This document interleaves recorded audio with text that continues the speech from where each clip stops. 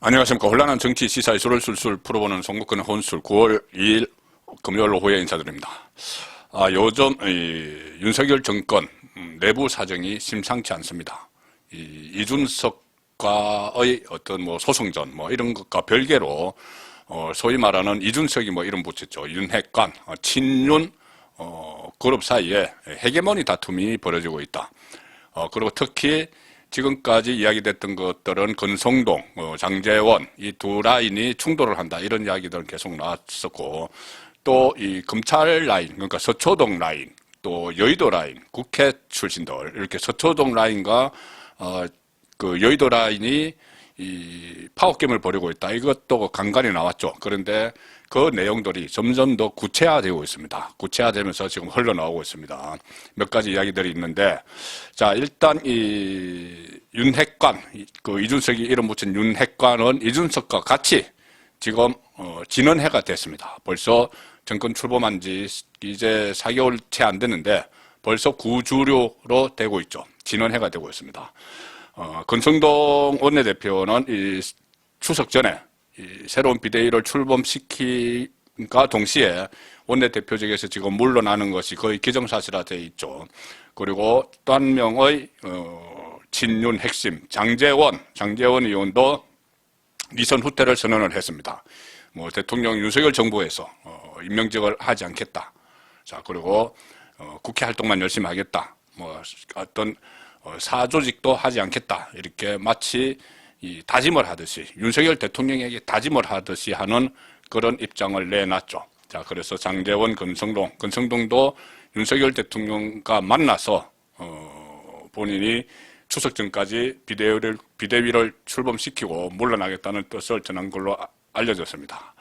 자, 그렇다면은 이것뿐이 아니죠. 두 사람이 지금까지 윤석열 정부 초기에 용산 대통령실, 그리고 각 부처 장관실, 정책부장관들, 그리고 요소에 배치를 했던 친 장제원 라인, 또 친 권성동 라인, 이쪽 사람들도 지금 속아내고 있습니다. 대통령실부터 시작을 해서 한 80명을 정리를 하는데 그 안에 대부분이 이쪽 사람들, 그러니까 여의도에서 간 사람들이죠.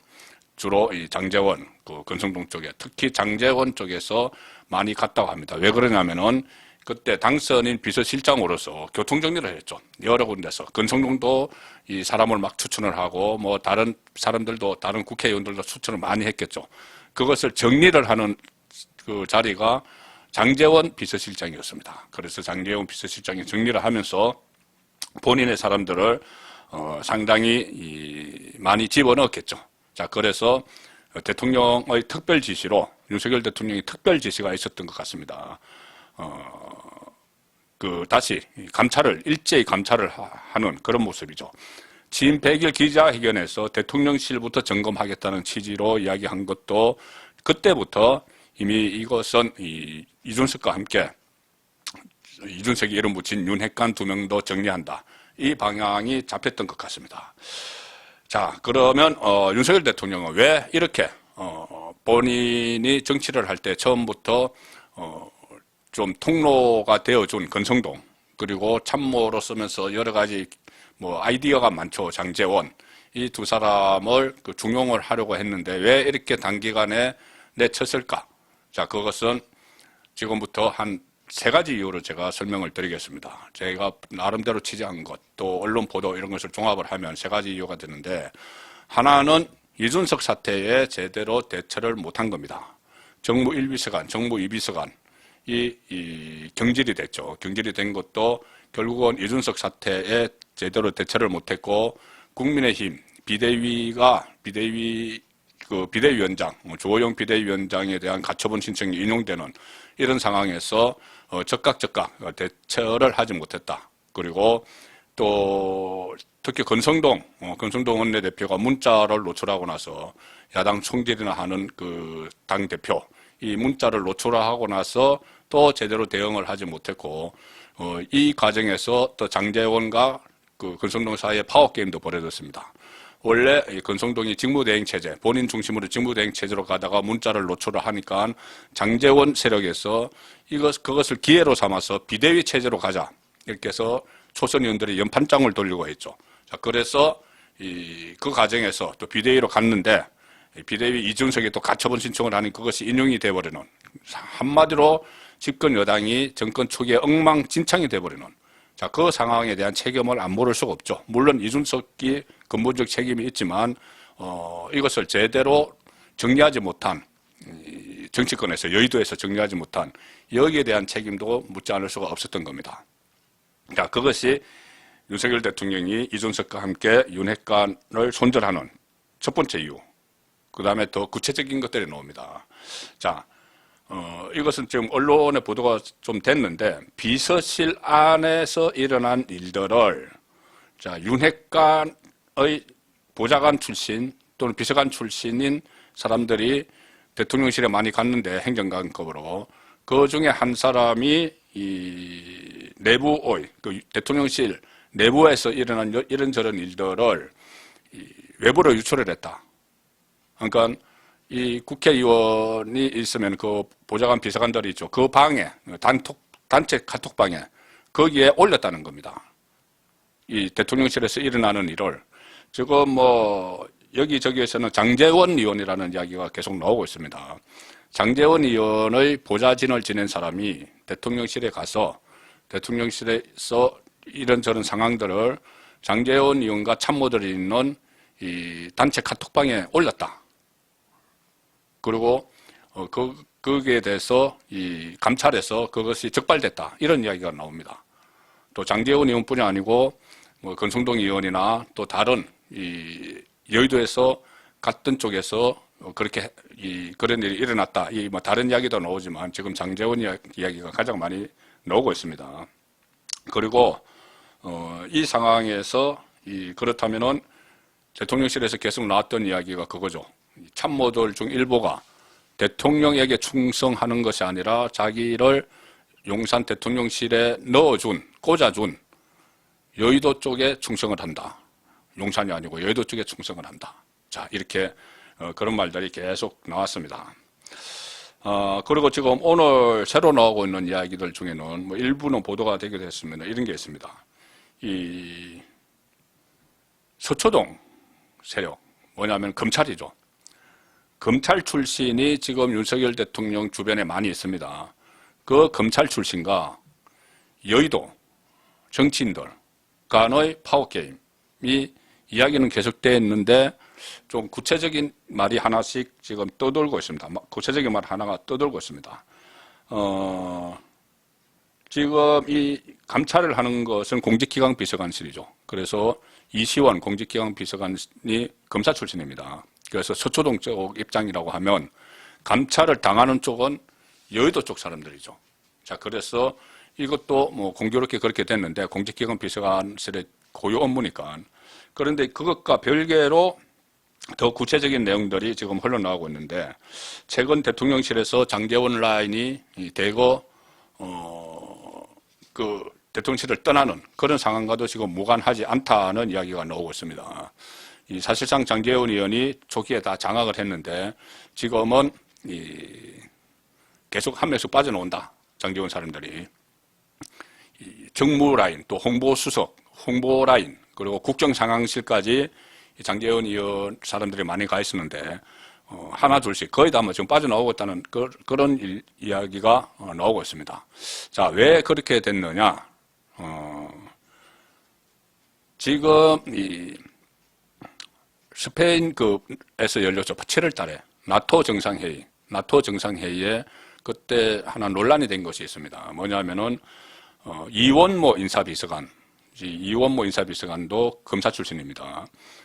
이원모 인사비서관 배우자가 민간인 신분인데